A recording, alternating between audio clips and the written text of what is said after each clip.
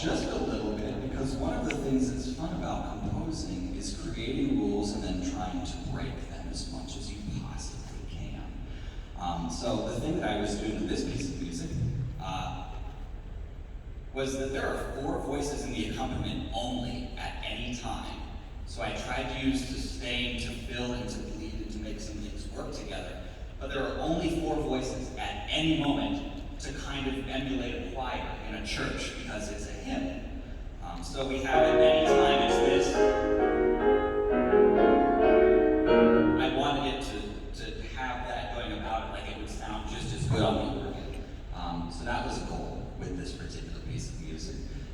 For those of you, before I continue talking about some of the structure, for those of you wondering about what Poe's religious beliefs were, because some people think, well, wasn't he an atheist? He grew up in an extremely religious household, though plagued with other sorts of things in his life, who isn't in their own way, shape, or form.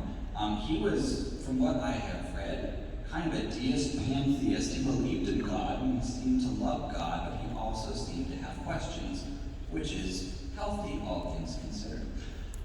But yes, this is kind of, I wanted to go with the dark angle of this. So we have it at morn and noon, at twilight dim. Maria, thou hast heard my hymn. In joy and woe, in good and ill, Mother of God, be with me still. For those of you keeping liturgical score at home, we just had the Feast of the Assumption of Mary. So this kind of worked out to that end, didn't it? And for those of you who are not keeping score of the liturgical calendar, the Assumption of Mary is when God, after Jesus ascended, God looks at the Virgin Mary and goes, yeah, you're coming along too. That's layman's terms. So we've got the next section, when the hours flew brightly by. I don't know why we went to F sharp minor. I'll ask the composer someday. I wanted it to sound kind of uncertain. Did anybody pick up on the quote of an actual hymn in here? There is in fact a hymn.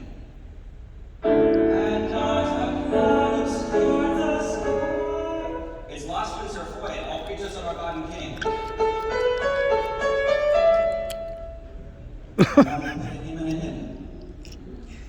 Like the exhibit. Sorry. Moving on, we have the end of this piece. It kind of stays dark with a moment in G sharp minor. These are all very, very dark, gnarly kinds of sounds. Now when the storms of fate were cast darkly,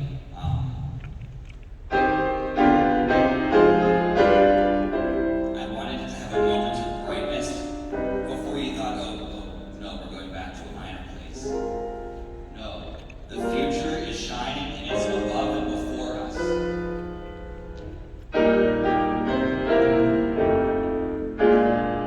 In that melody at the end, what sweet looks of free and alone. That's striving for that relationship with God. That's what I was trying to paint there, is that is what Poe is ultimately looking for. So yeah, that's it. It was I was not intending to set this to music, and then it just kind of bugged me to the point that it did. So, before I invite the last reader and the last singer up, I never like to end talking, so I'm not going to do that. I will explain a little